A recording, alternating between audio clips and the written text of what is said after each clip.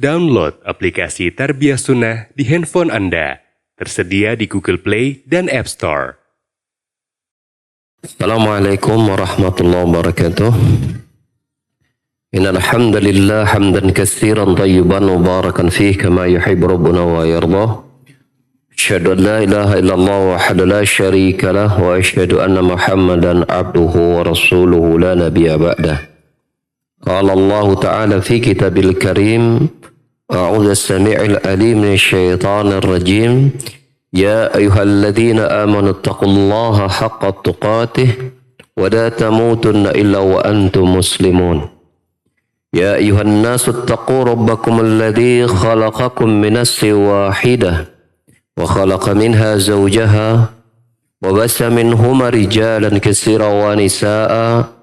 واتقوا الله الذي تساءلون به والأرحام إن الله كان عليكم رقيبا يا أيها الذين آمنوا اتقوا الله وقولوا قولا سديدا يصلح لكم أعمالكم ويغفر لكم ذنوبكم وما يطع الله ورسوله فقد فاز فوزا عظيما أما بعد فإن خير الكلام كلام الله وخير الهدى هدى محمد صلى الله عليه وسلم وشر الأمور محدثاتها وكل محدثة بدعة وكل بدعة ضلالة وكل ضلالة في النار. Masyaallah muslimin rahimanallahu wa iyyakum. Pada bapak-bapak dan ibu-ibu, ikhwan maupun akhwat sekalian, baik yang hadir di Masjid Omar Al-Khattab di Desa Selacau, Bandung Barat, dan juga para pendengar dan pemirsa yang bergabung di Tarbiyah Sunnah Media. Pada kesempatan sore hari ini kembali kita melanjutkan kajian kita membahas faidah-faidah yang terdapat dalam tafsir Surah Al-Baqarah, di mana kita menginjak kepada ayat yang ke-163 dari surat tersebut, di mana Allah Ta'ala berfirman, A'udzubillahi syaitanir rajim, wa ilahukum ilahu wahid, la ilaha illa huwa ar-Rahman ar-Rahim. Artinya, dan sesembahan kalian itu adalah sesembahan yang satu saja. Tidak ada sesembahan selain Dia, Ar-Rahman Ar-Rahim, yang Maha Pengasih lagi Maha Penyayang. Ayat ilah wa ilahukum, dan ilah kalian di situ maksudnya bukan untuk bangsa Quraisy saja, apalagi hanya untuk orang musyrikin di zaman itu saja, atau hanya untuk orang mukmin saja, tidak, tetapi global. Ilahukum, sesembahan kalian itu maksudnya ayuhan nas, artinya wahai sekalian manusia. Sesembahan kalian, ilahukum, maksudnya adalah sesembahan kalian yang al-haq,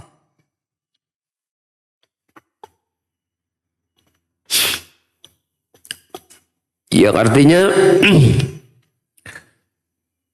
yang kalian sembah dengan penuh rasa cinta dan pengagungan, hubban wa ta'ziman, ilahu wahid, itu hanya satu saja.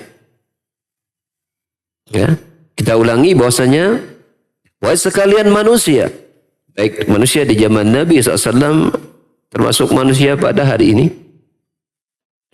sesembahan kalian yang hak, yang kalian sembah dengan penuh rasa cinta dan pengagungan, hanya satu saja. Hanya satu saja, tidak berbilang.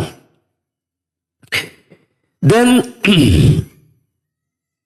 mengesahkan Allah Subhanahu wa Ta'ala sebagai satu-satunya sesembahan, ini pun juga mengandung mutadamminatun liwahdaniyatihi birububiyah, juga mengandung pengeksaan kita kepada Allah sebagai Rabb. Ya, bahwa dia satu-satunya yang mencipta, mengatur, pemilik, ya, semua makhluknya. La yu'bad illa ma yu'lamu anhu Rabb. Karena sesungguhnya tidaklah yang disembah itu kecuali ya siapa yang diketahui dia memiliki sifat Rabb. Ya, memiliki sifat Rabb. Ya, artinya dia mencipta seluruh alam, dia pengaturnya, dia yang mengendalikannya, baru pantas untuk dijadikan apa? Sesembahan. Jadi artinya kalau kita tahu ya syarat seorang manusia untuk menyembah kepada ya, untuk menyembah atau untuk menghambakan diri, maka yang dia sembah itu harus syaratnya dia harus memiliki sifat ketuhanan. Dia harus memiliki sifat ketuhanan. Dia yang mencipta, dia yang mengatur, dia yang mengendalikan, dia yang menghidupkan dan mematikan. Bila tidak punya sifat-sifat kerububiyahan, maka dia tidak pantas untuk dijadikan sesembahan yang si manusia ini menghambakan diri kepadanya dengan penuh cinta dan pengagungan. Ya, cinta dan pengagungan. Kalau cinta berarti dia ingin selalu mendekat. Kalau mengagungkan berarti dia merasa dirinya hina. Dia merasa dirinya rendah. Dia merasa dirinya punya banyak celah. Maka ketika dia mengkondisikan dirinya sebagai sosok manusia yang rendah, hina, ya, kerdil, kecil, hanya boleh kepada zat yang memiliki sifat menciptakan dirinya, mengendalikan dirinya, mengatur bahkan seluruh alam semestanya. Baru dia boleh jadikan ya sesembahan. Dan Allah Subhanahu wa taala menyebutkan sesembahan itu hanya satu saja, tidak boleh berbilang. Apa dasarnya? Kita dapatkan berita dari Rasul Allah Subhanahu wa taala yang mensifatkan ya kepada manusia tentang sesembahannya, yaitu Allah. Ya, Allah sebutkan di antaranya di surah Al-Hajj ayat 62. Dzalika bi anna Allah huwal haq wa anna ma yad'u min dunihi huwal batil. Yang demikian itu dikarenakan adalah Allah Subhanahu wa taala al-haq, sesembahan satu-satunya yang hak. Dan semua apapun yang disembah selain Allah batil. Adalah batil. Tegas. Allah menolak, menafikan seluruh sesembahan selain dirinya.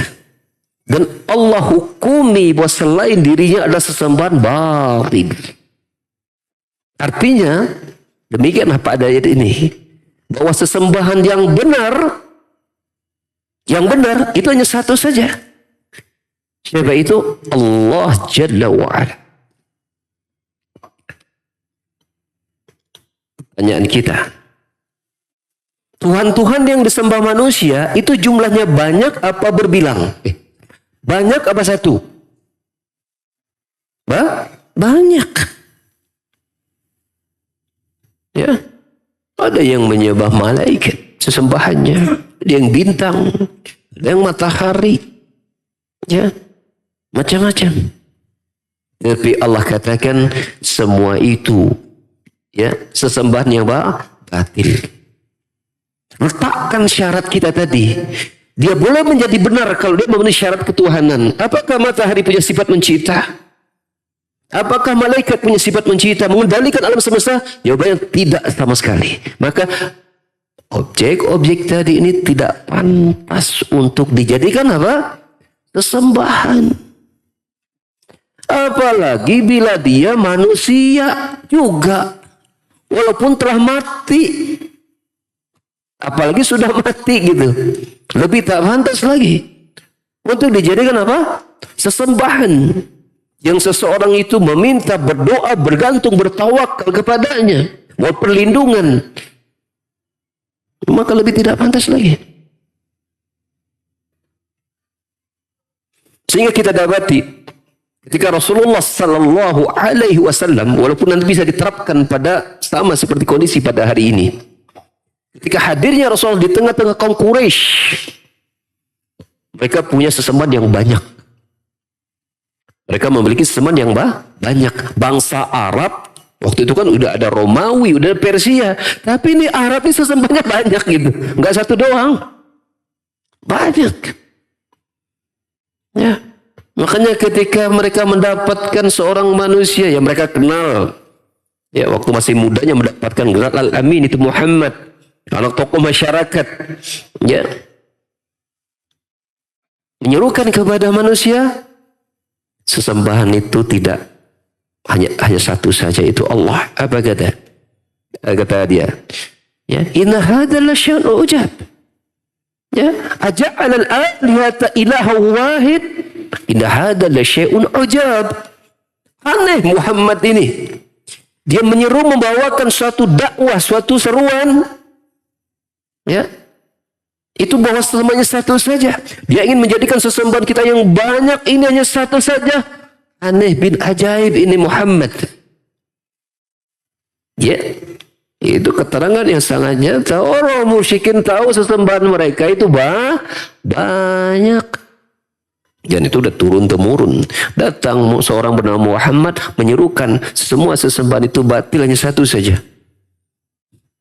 Bayangkan bagaimana mereka tidak kecewa. Nabi datang. Mungkin agak bending kalau Nabi mengatakan, ini ada Tuhan yang baru, Allah. Boleh pilih. Mungkin agak ringan. Tapi Nabi mengatakan, ini sesembahan sesuai Allah, yang kalian sembah itu salah kabeh. Batil, sesat, nyimpang. Bagaimana mereka tidak marah? Mereka yang selama ini menghambakan dirinya dengan Tuhan-Tuhan tersebut. Ya, mereka siap berkorban. Ya. Melakukan korban, bertawakal, minta tolong. Tidak saja kepada Allah saja. Mereka juga lakukan kepada Allah Subhanahu wa Ta'ala. Itu terjadi turun-temurun. Tiba-tiba datang Muhammad SAW hanya menegaskan bahwa sesembahan itu Allah saja. Dan mereka juga sembah Allah. Tapi bersamaan mereka menyembah Allah, mereka juga menjadikan Allah Subhanahu wa Ta'ala. Ketika Nabi mendatang kepada mereka, menegaskan sesembahan itu satu saja. Yang lain salah. Yang lain batil, berontak mereka. Berontak. Inilah sifat asal musyrikin. Perlu kita pahami. Ketika kita belajar tauhid, kita harus paham tentang sejarah. Ya, perilaku kaum musyrikin dan menolak dakwah itu tauhid. Ya. Maka ini pun juga akan berulang pada hari ini. Ya, kaum Nasrani pada saat berteriak, Yahudi berteriak menentang dakwah Muhammad. Hari ini pun akan sama. Ketika kita mengatakan la ilaha illallah wa ilahukum ilahu wahid. Sesembahan manusia satu saja, yaitu Allah. Mesti penyembah selain Allah itu juga akan apa? Akan berteriak. Mereka akan protes. Mereka akan memasang badan, melakukan perlawanan sengit untuk menolak dakwah yang seperti ini. Ya, coba Anda perhatikan. Ya, ada banyak orang ketika mereka mencari agama, mereka cari agama. Seringkali ketika dalam pencarian itu mereka letakkan Islam itu bagian terakhir, nanti baru dibahas. Setelah mereka telusuri serta agama-agama yang ada kok tidak memberikan kejelasan yang menenangkan tentang siapa hakikatnya diri mereka sebagai manusia dan untuk apa mereka diciptakan di muka bumi ini. Terjawab ketika mereka belajar Islam. Sehingga keberadaan Tuhan-Tuhan yang ada di masa Nabi SAW yang jumlahnya banyak di Jazirah Arab. Belumlah lagi itu ada Romawi, Persia, dan itu juga akan berulang pada hari ini. Apa kata Allah Subhanahu wa taala? Ya, Allah sampaikan kepada SAW, disampaikan kepada mereka. Ya, Tuhan-Tuhan mereka adalah Lata, Uzza, Manat, dan yang lainnya. Apa kata Allah? In hiya illa asma'un sammaitumuha antum wa aba'ukum ma anzala biha min sultan. Itu hanyalah nama-nama yang kalian munculkan saja nama-nama tersebut. Ya, dikeluarkan oleh kalian dan oleh nenek-nenek moyang kalian yang Allah sama sekali tidak pernah menurunkan keterangan sedikit pun bahwa itulah nama Allah seseban. Bukan. Ya, seolah mereka ingin kaitkan ya Lat itu akar kata dekat dengan ilah. Uzza itu dekat dengan kata Allah Al-Aziz, punya Allahu Izzah. Manat, seolah ingin mereka dekatkan bahwa Allah itu punya sifat Al-Mannan. Manat didekatkan, itu tidak ada hubungannya sama sekali. Itu hanyalah nama-nama yang mereka dan nenek moyang mereka munculkan. Allah tidak pernah sama sekali menamakan dirinya dengan nama-nama tersebut. Apatah lagi itu ditempelkan kepada batu-batu berhala. Bagaimana kok itu bisa jadi Tuhan? Maka Rasulullah SAW mendakwahkan kepada kaum Quraisy pada saat itu. Paling tidak mengatakan, beradablah anda kepada Allah. Ya, bagaimana anda memilihkan nama-nama untuk Allah, Allah tidak pilihkan untuk dirinya, apalagi penghinaan kepada Allah, anda lekatkan itu kepada apa? Makhluk, batu-batu berhala. Bagaimana kalian tidak ya begitu rendahnya adab kalian kepada Allah? Yang mestinya ya kaum Quraisy itu kan hafal, tahu kalau Allah itulah yang menciptakan mereka. Allah lah yang mengatur mereka. Allah lah memberikan rezeki mereka. Wala in sa'altum man khalaqakum la yaqulun Allah. Kalau Muhammad tanyakan kepada mereka, man khalaqahum, siapa yang menciptakan mereka? La yaqulun Allah. Mereka akan jawab Allah. Wala in sa'altum ya man khalaqas samawati wal ard amma yukhrijul hayya minal mayt. Kalau kau tanyakan kepada mereka, may yarzuqu minas sama'i wal ard amma yukhrijul hayya minal mayyit wa yukhrijul mayyit minal amr amma ilmus sama wal absar wa amma yudabbiru amr fasayaquluna Allah, faqul afala tattaqun. Surah Yunus ayat 31. Katakan Muhammad, sampai kepada mereka, may yarzuqukum minas sama. Siapa yang memberikan kepada kalian rezeki minas sama'i wal ard, dari langit dan bumi? Amma yalikus sama wal absar. Dan siapa pula yang berkuasa memberikan kalian pendengaran, penglihatan? Amma yukhrijul hayya minal mayyit wa yukhrijul mayyita minal hayy.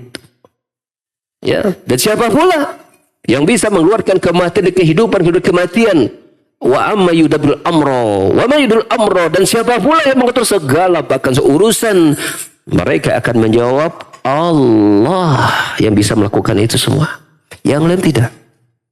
Faqul afala tattaqun, maka katakan mengapa kalian tidak juga bertakwa kepada Allah, untuk beribadah hanya kepada Allah dan tidak kepada selain Allah, sementara kalian meyakini rububiyahnya Allah, bahwa Allah satu-satunya bisa melakukan itu semua, dan itu sifat-sifat yang mestinya ya berhak untuk kalian sesembahan satu saja, karena sifat-sifat ketuhanannya, kerububiannya ada pada dirinya. Mengapa pula kalian tidak jadikan dia sebagai sesembahan satu saja? Maka Rasul mendakwakan kepada mereka, ya ayuhan nas, ilahukum ilahu wahid, sembahan kalian hanya satu saja, tidak berbilang.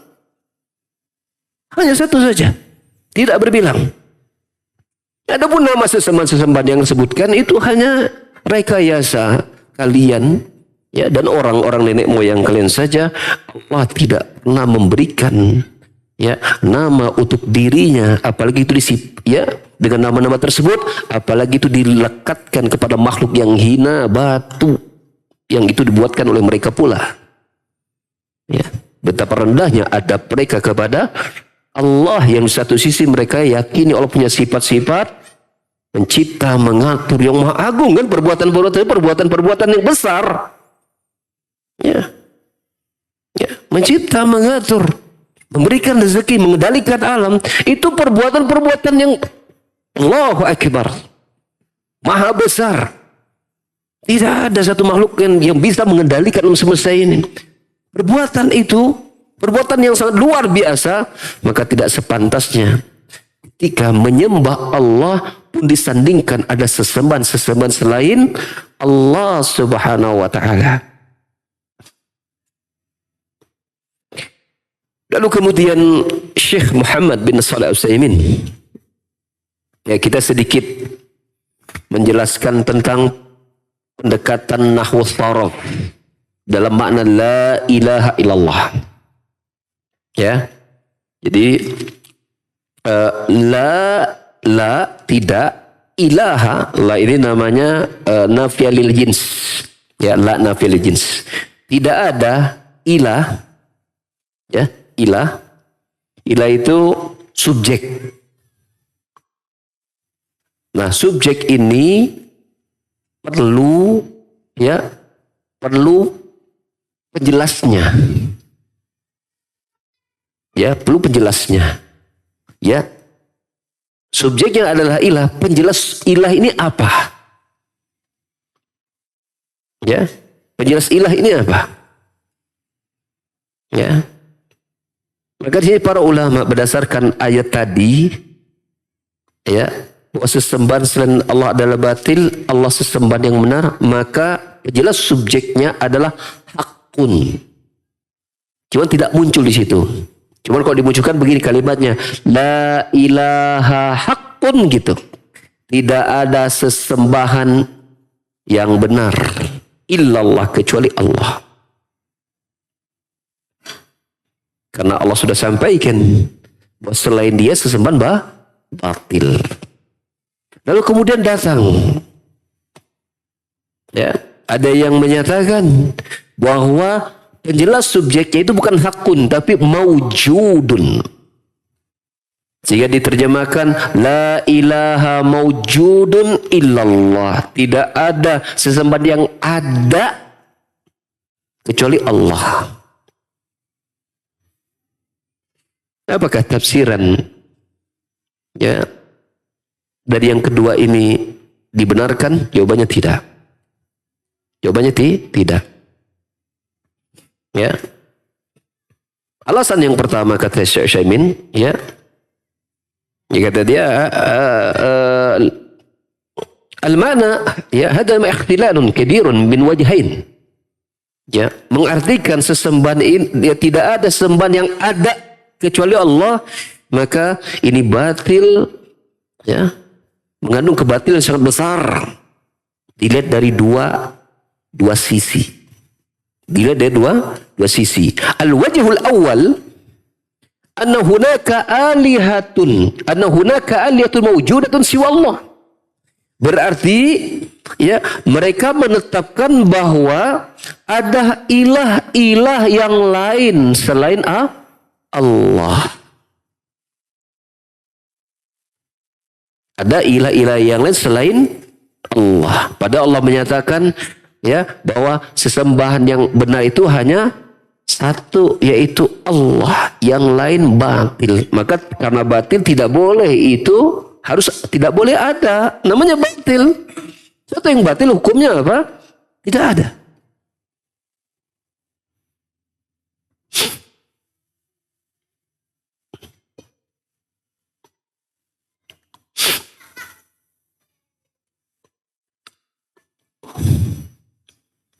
Dan Allah pun melarang, fala tad'u ma'allahi ilahan akhar. Maka janganlah kalian berdoa, beribadah bersama Allah dengan Tuhan-Tuhan yang lain.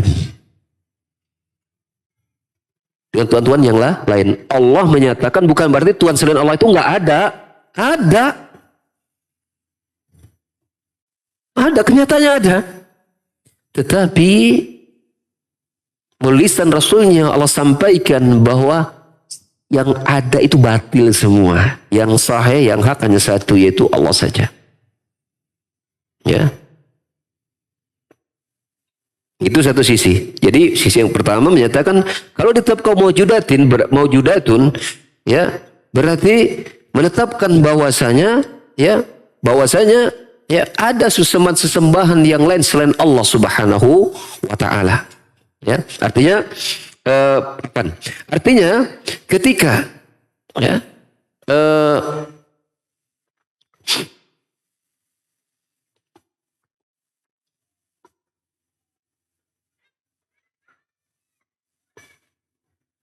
ketika seseorang menyatakan maujudah, bahwa tidak ada sesembahan yang ada kecuali Allah, ya kecuali Allah, berarti satu kelemahannya dia seolah mengakui adanya sesembahan selain Allah.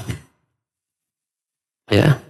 Betul bahwasanya ada, tetapi kalau kita nyatakan ya aliha ada, maka seolah-olah kita ya seolah semacam apa artinya ya oke saja ada sesuatu Allah Subhanahu wa taala. Ya. Seolah bersembunyi. Ya. Sementara Allah mengatakan fa ma'anatum aliyatum allati tad'un min dunillahi min syai' lamma ja'a amru rabbik. Padahal sesungguhnya ya sesembahan mereka itu tidak bermanfaat sedikit pun. Ya, tatkala datang urusan Rabbmu. Tidak bermanfaat. Jadi kalau tidak bermanfaat, untuk apa ditetapkan ada begitu? Kalau dia tidak bermanfaat, untuk apa ditetapkan ada? Ya. Ya. Suatu yang ada, ya, sekedar mengabarkan ada sahih, tapi menetapkan keberadaannya untuk menunjukkan kebenarannya ini kebatilan. Ini satu. Sisi yang kedua, annahu yaqtadi anna al-alih al-ma'budah min dunillahi Allah wa la yakhfa fasadun hadha. Ketika dia menyatakan tidak ada sesembahan yang ada itu kecuali Allah, berarti konsekuensinya dia menyatakan sesembahan yang ada yang banyak itu semuanya adalah Allah. Ini agak-agak mirip dengan apa? Wahdatul wujud. Ya, agak mirip dengan pemahaman wahdatul wujud. Ya, tidaklah ada pada ya, seekor benda makhluk ini kecuali itu adalah Allah Subhanahu wa taala. Bersatunya makhluk dengan Allah Subhanahu wa taala. Sehingga menyatakan tidak ada ilah yang kecuali Allah, berarti soal dia mengatakan bahwa semua ilah-ilah yang banyak ini, ya, semua yang banyak ini itu Allah kabeh. Itu Allah semua. Jelas ini fasad, ini kerusakan yang besar. Ya. Maka setelah kita memahami ini kata Syekh Utsaimin, fata'ayyanu an yakuna taqdir la ilaha haqqun kama fassarnahu bihi fa fassarnahu. Maka jelaslah bagi kita bahwa penentuan yang disembunyikan pada penjelasan subjek pada ilah itu adalah haqqun, bukan maujudun. Bukan maujud, tetapi adalah hak. Ya, adalah hak. Kemudian ayat selanjutnya, lafaz berikutnya pada ayat tadi, Al-Baqarah 163 tadi, Allah mengatakan, ya, la ilaha illa huwa, Allah tegaskan lagi, tidak ada sesembahan yang benar kecuali Dia, Ar-Rahman Ar-Rahim. Dia adalah Ar-Rahman Ar-Rahim. Ada enggak lafaz Ar-Rahman Ar-Rahim itu dengan konteks sebelumnya? Apa konteks sebelumnya? Pernyataan bahwa sesembahan yang benar itu hanya satu, yaitu Allah saja. Ada nggak hubungannya Ar-Rahman Ar-Rahim dengan kalimat tersebut? Ya, maka jawabannya ada. Ya, apa kata Syekh Utsaimin? Ya, wa Ar-Rahman Ar-Rahim wa uluhiyatuhu mabniyatun 'ala ar-rahmah. Ya. Wa rububiyyatuhu kadzalik mabniyatun 'ala ar-rahmah. Mabniyatun 'ala ar-rahmah. Jelas. Karena Ar-Rahman Ar-Rahim itu tentu ada kandungan sifat Rahman bagi Allah Subhanahu wa taala. Ya. Mengandung sifat rahmat kasih sayang Allah Subhanahu wa taala, maka Allah Subhanahu wa taala sebagai sesembahan, maka tentu dia adalah sesembahan yang penuh dengan rahmat. Allah Subhanahu wa taala sebagai Rabb berbuat, mengatur, maka aturannya penuh dengan rahmat. Allah menciptakan, menghidupkan, maka dalam perbuatan mencipta dan mematikan itu ada rahmatnya. Allah memberikan rezeki, jelas itu tanda rahmat Allah Subhanahu wa taala, tak syaka fi, tak dilakukan lagi. Ya. Allah mengatur alam semesta, maka dalam pengaturannya penuh dengan kasih sayang. Jelas ada hubungannya Ar-Rahman Ar-Rahim pada lafaz la ilaha illallah. Ya, dan kita sudah disebutkan ketika kita menyatakan satu-satu sesembahan adalah Allah, maka itu juga mengandung kita menyatakan bahwa satu-satunya ya yang mencipta, mengatur, berezeki, sifat-sifat Rabb itu juga Allah. Karena apa? Ya, syarat menjadi sesembahan harus punya sifat Tuhan, itu mengatur, mencipta tadi. Itu otomatis. Dan Allah mengatakan dia Ar-Rahman Ar-Rahim, maka sifatnya bagi sesembahan adalah penuh dengan rahmat. Ya, dalam perbuatan-perbuatannya pun penuh dengan rahmat dan kasih sayang. Ya. Nah, kita ingin murojaah tentang Ar-Rahman Ar-Rahim ini. Saya mau tanya, Ar-Rahman apa artinya dalam bahasa Indonesia? Apa artinya Ar-Rahman?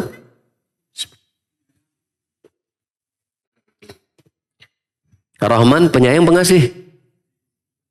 Ar-Rahman, Allah Maha Ar-Rahim.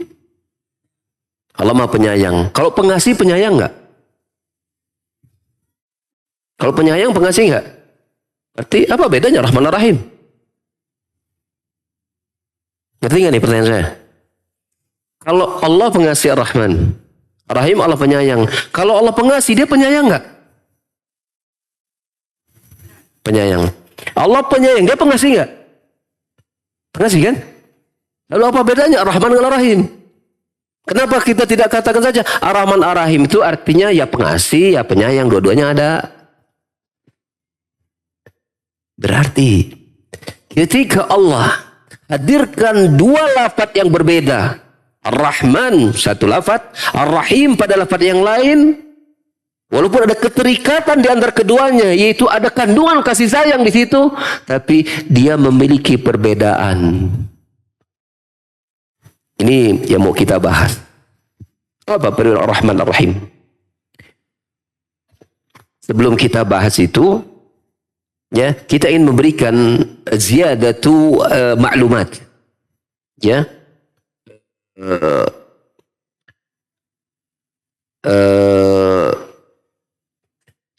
Addition in information, ya. Jadi informasi tambahan. Gini. Kita bahas perbedaannya, gini. Bahwasanya ketika lafaz Rahman hadir dengan sendiri, tidak bergandengan, tidak berdampingan Ar-Rahim, maka lafaz Ar-Rahman itu mengandung Rahim juga. Paham ya? Mengandung keduanya. Tapi ketika dia datang berbarengan, nah di sini kita bahas perbedaannya. Apa yang menjadi benang merahnya tadi? Sebelum kita bicara perbedaan, apa yang jadi persamaannya? Sama-sama mengandung rahmat di situ. Lafaz Ar-Rahman, lafaz Ar-Rahim, apa kesamaannya? Sama-sama mengandung rahmat di situ. Apa perbedaannya? Nah, ini akan kita bahas. Ya. Ar-Rahman yadullu ala sa'ati rahmatih. Ya. Ar-Rahman itu ya mengandung, menunjukkan akan luasnya rahmat Allah sebagai zat. Luasnya rahmat Allah sebagai zat. Allah punya zat nggak? Allah berzat nggak? Berzat. Ar-Rahman itu menunjukkan zat Allah itu pemilik rahmat yang sangat luas. Allah itu pemilik rahmat yang sangat luas.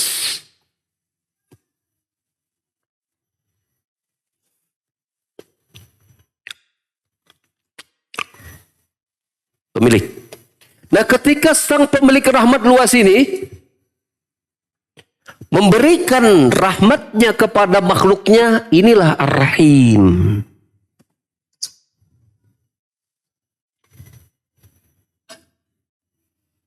Paham tidak? Jadi begini, kasih pendekatan. Kalau orang yang punya banyak harta, namanya hartawan. Ketika hartanya itu diberikan kepada orang lain, dia punya sifat apa namanya? Dermawan. Nah begitu. Rahman itu Allah pemilik rahmat yang sangat luas, sang pemiliknya. Ketika dia memberikan, menyalurkan rahmatnya, dia bernama Ar-Rahim. Makanya Rahman itu sifatun dzatiyatun, Ar-Rahim sifatun fi'liyatun. Ini penjelasan tentang zat Allah Rahman, sedangkan Rahim menjelaskan tentang perbuatan Allah, yaitu apa? Menyalurkan, memberikan rahmatnya kepada makhluknya. Ngerti nggak sampai sini? Perbedaan Ar-Rahman dengan Ar-Rahim. Masih belum paham? Anda dua kali jelasin ya, belum paham juga. Anda jelasin yang ketiga, Anda akan jelasin yang ketiga kali. Kalau antum nggak paham juga, terserah antum.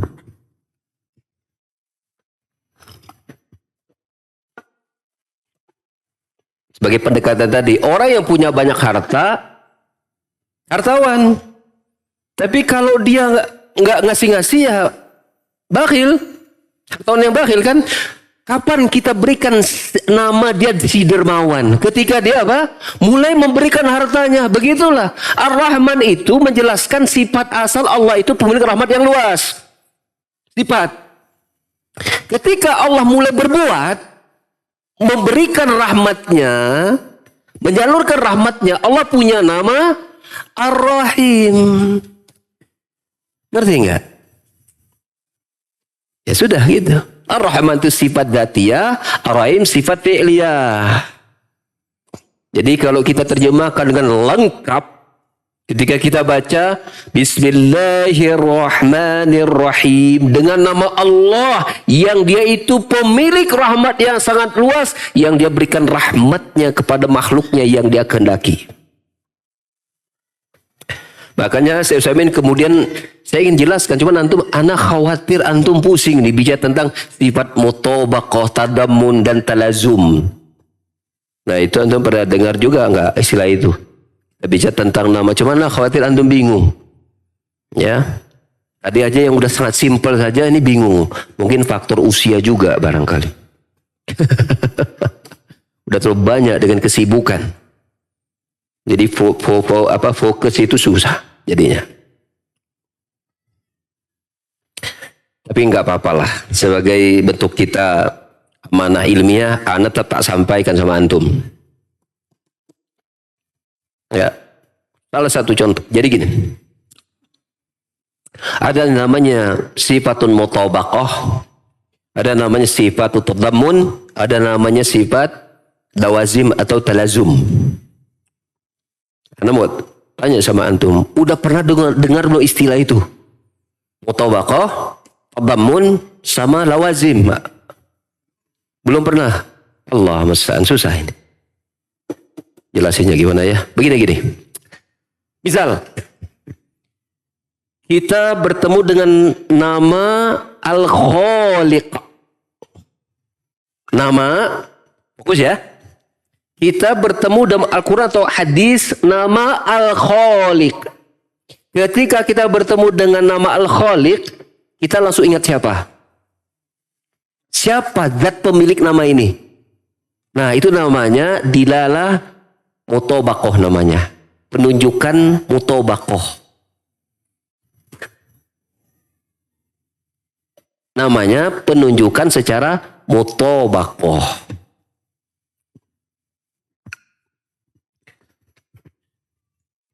Sekarang begini aja. Kalau ana sebutkan, ya, bisa di sini nih, ya, Umar bin Khattab, ya, antum langsung ingat apa? Masjid kan? Nah, mudah kayak gitu tuh. Namanya mutobakoh tuh.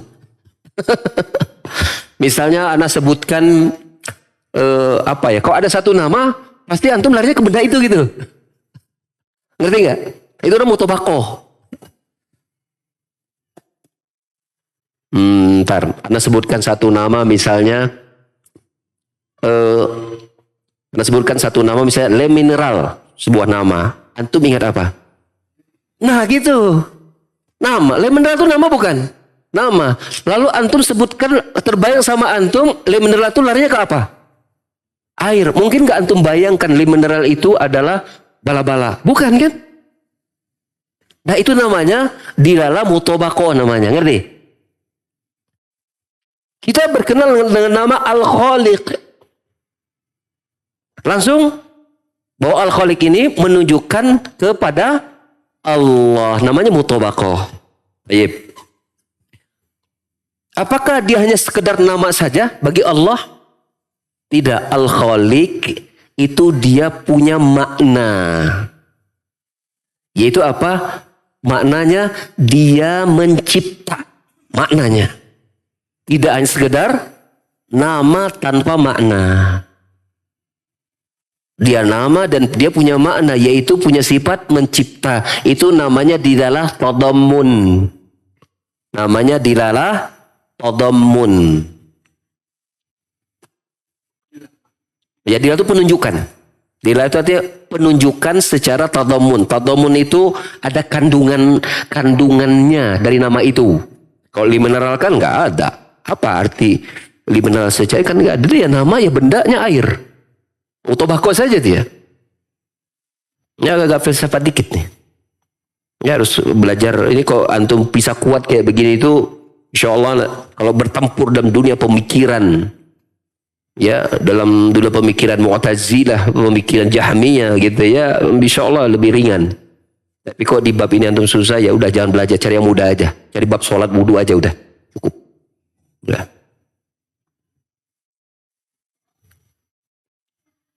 Jadi dia Al-Khaliq nama, tidak sekedar nama untuk Allah saja, tapi dia juga punya sifat. Apa itu? Al-Khaliq punya sifat Al-Khalqu, dia mencipta. Ya, kita mungkin sedikit ingin berikan perbandingan. Ya, ada nggak orang dia punya nama Soleh? Ada nggak? Ada. Mesti dia namanya mesti nggak sifatnya sama? Enggak. Allah itu punya nama Al-Khaliq, iya kandungannya dia pasti Allah mencipta. Allah punya sifat, ya Ar-Razzaq, pemberi rezeki. Ya memang Allah memberikan rezeki, bukan sekedar nama tapi tidak punya sifatnya. Itu namanya tadammun, dilalah tadammun namanya. Ya, kalau makhluk ya nama dia nggak berarti menunjukkan sifatnya kayak begitu. Nama kadang-kadang kita suka kesel gitu kan. Namanya misalnya ya diberikan nama Bagir Abdullah, nama Nawe Bagir padahal mah goreng. Nama tidak menunjukkan dianya kayak begitu. Adapun Allah namanya mengandung sifatnya. Itu namanya dilalah tadammun, pakai dhat ya, tadammun. Paham sampai sini? Oke. Kita bahas tentang talazumnya atau lawazimnya. Dilalah ya,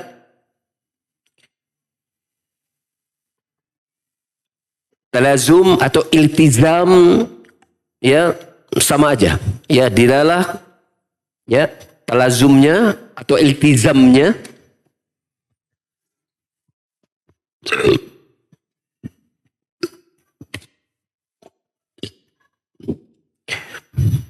kalau Allah punya sifat mencipta, dia punya sifat berkuasa enggak? Karena tidak mungkin dikatakan dia punya perbuatan mencipta kalau dia enggak punya kekuasaan. Nah, sifat kekuasaan namanya talazum.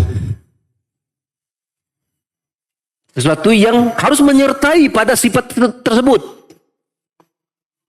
Iya. Gitu. Ada sifat yang sesuai menyertai, itu nama talazum. Kita kan tidak, seseorang dikatakan tidak benar dalam memahami Allah ketika mengatakan Allah Maha Pencipta tapi Allah nggak punya kuasa. Nah, kuasa itu merupakan talazum dari Allah sebagai pencipta.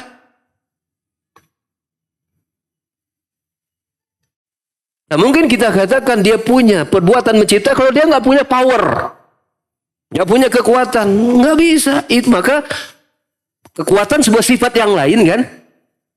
Kekuatan, maka itu merupakan talazum dari Al-Khaliq. Ya, termasuk talazum sifat yang lain dari Al-Khaliq itu selain punya kemampuan, dia juga ilmu, berilmu tentang ciptaannya. Buktinya Allah mencipta nggak sembarangan. Pakai ilmu semuanya dengan rinci yang dicipta Allah Subhanahu wa taala. Maka ketika kita masuk mana Al-Khaliq saja, kalau kita bisa kita kenali talazumnya Allah sebagai Al-Khaliq, gambarlah sama kita akan sempurnanya sifat Allah Subhanahu wa taala, baru kita membahas satu nama Al-Khaliq doang. Baru kita hanya membahas nama Al-Khaliq doang. Ya, seperti itu. Ya, begitulah. Ya, Allah Ar-Rahman Ar-Rahim. Ya, Allah, lafaz Allah, ya, dia sebuah lafaz yang menghadirkan semua tadamun yang lain dan talazum yang lain. Lafaz Allah. Jadi antum ketika mengucapkan ya Allah, satu lafaz itu saja ya Allah, kalau antum kembangkan tadamun dan talazumnya, antum sudah hadirkan zat yang maha sempurna dengan semua sifat-sifatnya. Ya Allah. Ngerti nggak antum? Ngerti nggak? Lafaz itu ketika kita panggil, maka hadir semua sifat-sifat dirinya juga. Paham ya? Ya Allah. Udah. Berarti ya, dia mencipta, dia mengatur, dia berilmu, sudah ada di situ semua. Ada apa itu? Ya Allah. Makanya orang kemudian paham tentang Allah, membunyikan lafaz Allah, hadir dari keyakinannya, hadir dari ilmunya, lafaz itu menjadi lafaz yang bisa menggetarkan musuh-musuh Allah Subhanahu wa taala. Sahih. Beda dengan orang yang enggak paham lafaz yang dia sebut. Hanya sebuah nama yang ringan, tidak punya kekuatan, tidak punya power. Tapi ketika seorang itu faham kandungan maknanya, disebut di sesuatu yang berbeda, di sesuatu yang luar biasa. Itu melekat dalam dada-dada kaum mukminin yang berilmu tentang Allah Jalla wa'ala. Para jamaah sekalian, dari ayat tadi, ketika Allah berfirman, wa ilahukum ilahu wahidun, la ilaha illa huwa ar-Rahman ar-Rahim. Ya. Dan sesembahan kalian manusia itu hanya satu saja, yaitu Allah, yang lain adalah batil. Tidak ada sembahan yang benar kecuali dia saja. Dia adalah ar-Rahman ar-Rahim. Maka ada faedah-faedah yang bisa kita petik. Yang pertama, ya, bahwasanya sesembahan makhluk itu satu, sudah itu kita maklum. Ditegaskan kembali dari Syekh Utsaimin bahwa ya anna ilahal khalqi ilahu wahid, bahwa sesembahan makhluk itu satu saja, tidak berbilang. Ya. Yang kedua, ya, menetapkan nama, bahwa Allah punya nama Al-Ilah dan Al-Wahid. Ya, nama Allah itu banyak. Minimal paling tidak 99. Ya kan? 99. Dan di antara nama 99 itu ada nama Al-Ilah dan ada Al-Wahid. Termasuk Al-Ahad. Qul huwallahu ahad. Di antara 99 itu ada ya Al-Ilah pun nama Allah. Ada Al-Wahid pun nama Allah. Ya, sebagaimana ya Ya Allah sebutkan dalam ayat ini. Dan juga lafaz wahid kita dapatkan juga pada surat yang lain. Seperti misalnya pada surat Ibrahim. Ayat 48 Allah Ta'ala berfirman. Lillahil wahidul qahhar. Ya. Ya Allah itu saja. Al-wahid. Ya. Tunggal. Ya tunggalnya Allah tentu dalam sebagai sesembahannya dia. Sebagai dalam rububiyahnya. Ya dia tunggal.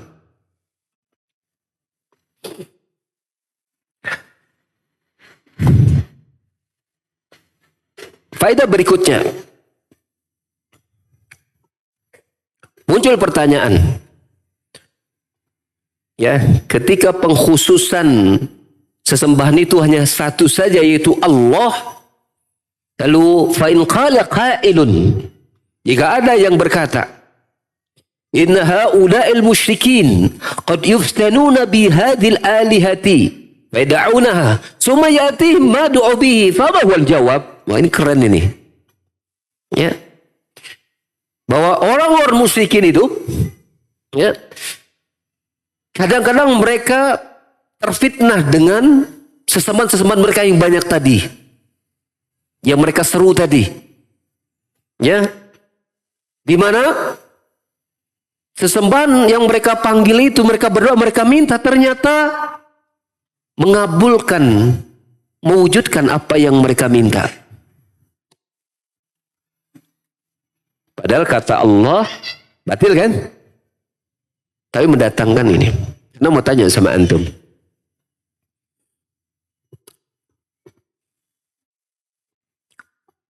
Di zaman sekarang, misalnya. Kaum Nasara meyakini Isa Tuhan. Mereka berdoa enggak kepada Isa? Oke. Berdoanya minta apa aja? Macam-macam. Ya kan?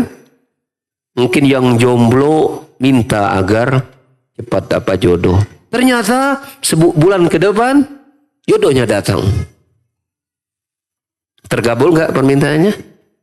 Tergabul. Yang baru mulai bangun usaha minta kepada Tuhannya agar usaha dilancarkan. Tidak lama kemudian usahanya berlancar. Terkabul enggak? Terkabul. Ya kan? Mereka yang sakit, mereka minta kepada Tuhan mereka sembuh. Terkabul enggak doanya? Terkabul. Lalu kemudian bagaimana kita mengatakan ya bahwa sesembahan-sesembahan itu batil? Sementara praktek di lapangan yang mereka minta kok diwujudkan? Ngerti enggak pertanyaannya? Di sana orang TQ lah. Dari orang teh udah rajin berobat ke mana-mana, ke dokter kayak udah doa udah gitu susah. Tapi giliran orang teh kasih dukun dikasih obat yuk, ya orang sembuh. Masa antum katakan dukun teh salah? Ngerti nggak? Kan ada syubhat-syubhat seperti itu.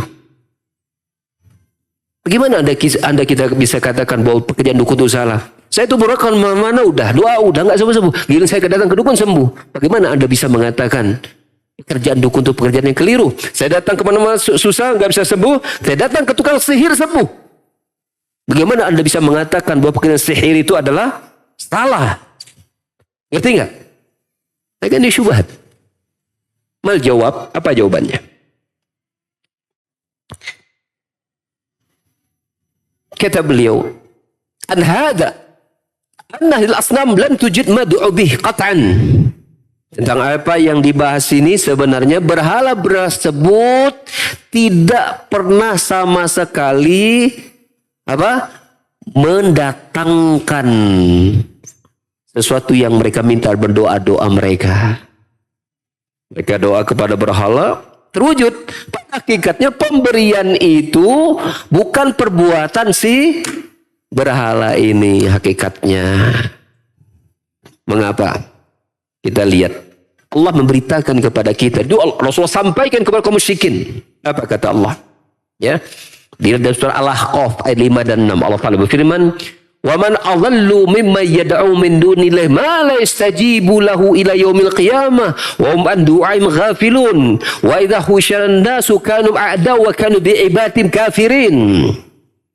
Dan siapakah yang lebih sesat daripada mereka-mereka yang berdoa menyuruh kepada selain Allah, yang mereka seru itu berhala tadi tidak dapat menjawab permintaan mereka ila yaumil qiyamah, bahkan sampai hari kiamat. Moal, ngerti? Ya kan bisa. Ya, hakikatnya sesembahan-sembahan mereka tersebut berhala tadi itu tidak lalai terhadap doa-doa mereka, nggak peduli, memang udah nggak ada hubungannya sama sekali. Mereka sudah di alam lain, yang minta doain juga di alam yang lain, nggak ada hubungannya. Ya, lihat, wa idza husyiran nas, ketika manusia dikumpulkan di padang mahsyar, ya, berhala tadi ini kan apa? Ya, itu kan ada manusia-manusia soleh yang mereka buatkan berhalanya, kemudian mereka berdoa dengan patung-patung tersebut. Dikumpulkan bertemu di hari kiamat. Hah? Apakah setelah itu apa yang terjadi? Kan ada. Ya, mereka bermusuhan. Ya, orang-orang saleh ini apa? Wahum andu bi'ibad kafirin, mereka apa? Mengkufuri, mengingkari perbuatan musyrikin karena menjadikan mereka sebagai berhala yang disembah. Mereka tak pernah, ya, ayat ini Allah yang menyatakan, bukan kami yang menjawab doa-doa kalian, bukan, dan kami tak pernah ridho kalian jadikan kami sebagai sesembah Allah berhala tersebut. Orang ini orang solehnya yang sudah mati. Ya, di ayat yang lain, ini Al-Ahqaf 5 dan 6. Pada ayat yang lain Allah juga berfirman di dalam surat Fatir ayat yang ke-14. Ya, Rasul menyampaikan firman Allah begini. In tad'uhum la yasma'u du'akum, bila kalian kaum musyrikin, ya, berdoa, beribadah kepada berhala-berhala kalian, ya, maka berhala-berhala itu tidak akan bisa mendengar doa-doa kalian. Berhala namanya benda mati, ya kan? Dia akan bisa mendengar doa-doa kalian. Walau sami'u ma tajabu lakum. Kalaupun mereka mendengar, andaikan mereka mendengar, hakikatnya mereka nggak dengar. Kalaupun mendengar, mereka sudah di dalam kubur nih. Kalaupun mendengar, mastajabu lakum, mereka tidak akan bisa mengabulkan, mewujudkan doa-doa kalian. Wa yaumal qiyamati yakfuruna bi syirkikum, dan di hari kiamat berhala-berhala tadi, orang-orang soleh ini yang kalian jadikan berhala-berhala ini apa? Akan mengingkari kesyirikan kalian kepada mereka. Mereka ingkari.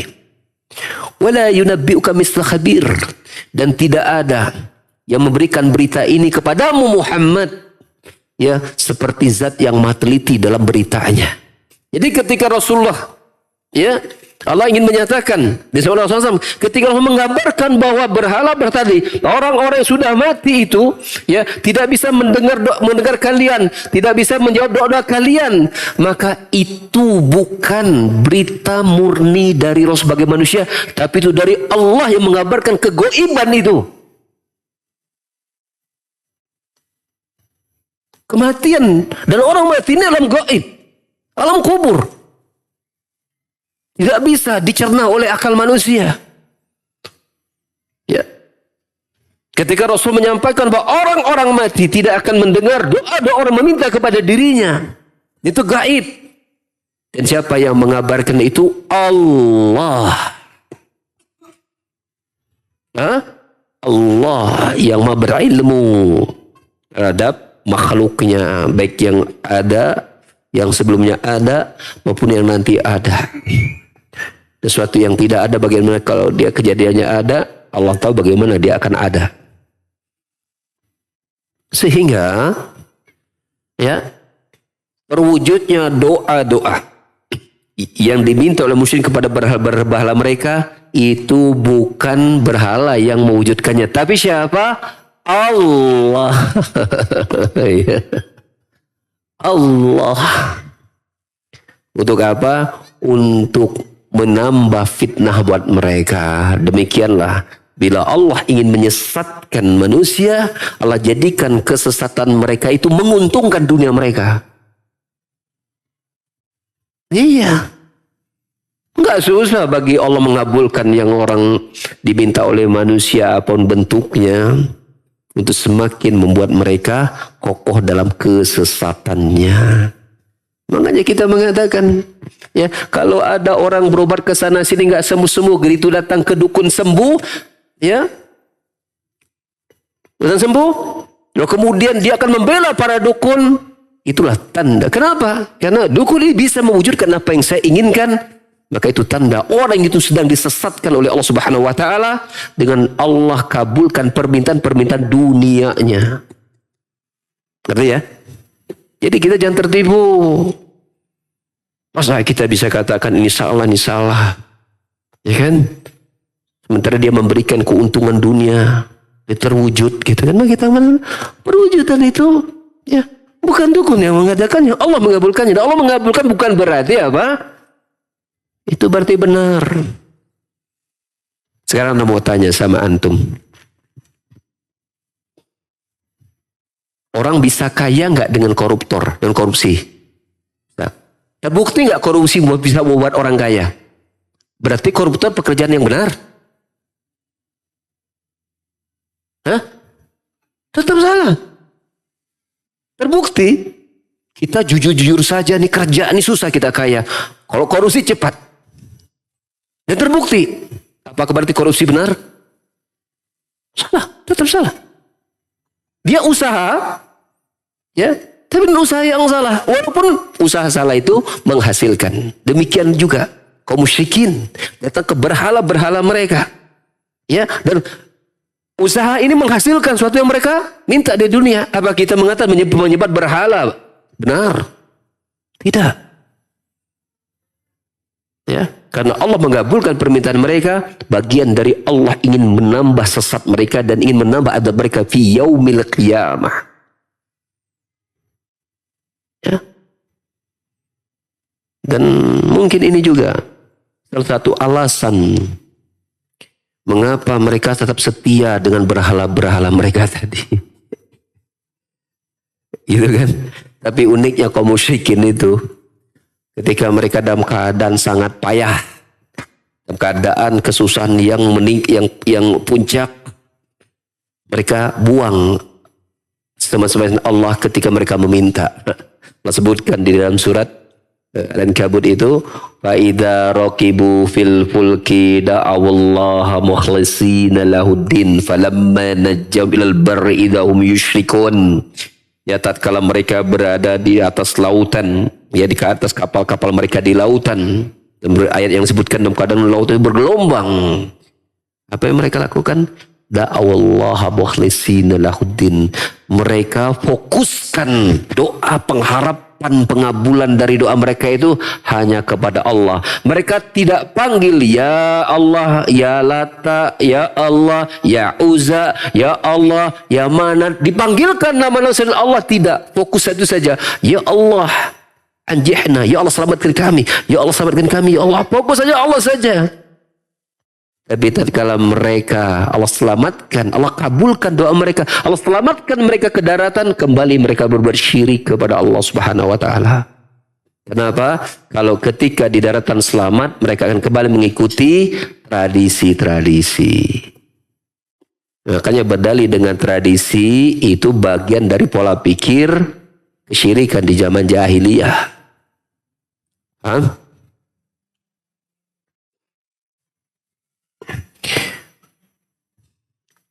Faidah yang lain dari ayat tadi, Masya Allah, sampai 5:30 ya. Ayat tadi juga menjelaskan kufrun nasara al-khailina bita'adul alihati. Juga menjelaskan kekufuran kaum Nasrani yang mereka berkata sesembahan itu banyak. Ada Tuhan Bapa, ada Tuhan Anak, ada Ruhul Kudus. Ya. Mereka mengatakan Isa itu makan dan minum. Betul kan? Itu berarti ada sisi kemanusiaannya Isa. Tapi Isa juga punya sifat Tuhannya di sisi yang lain. Pada misalnya itu Hippocrates Union apa istilahnya.